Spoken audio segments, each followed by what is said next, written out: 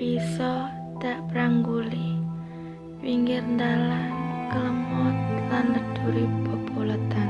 Sisa singkal kumledak ing tritisan.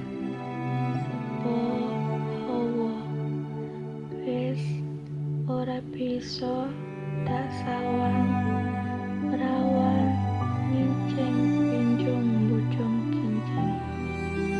Kalengan pinggir laut sepi, angin midhet, wis ora bisa tak konto.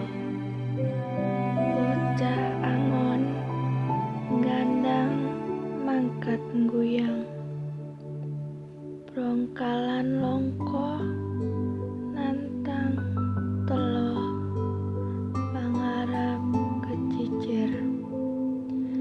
Kang bisa tak temokake fosil-fosil cerita rikala aku durung prawan.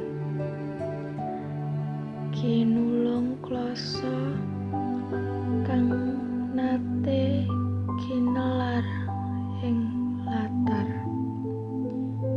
ya kene mangkene aku ora keton, isih bisa kangen lan ngenam impen.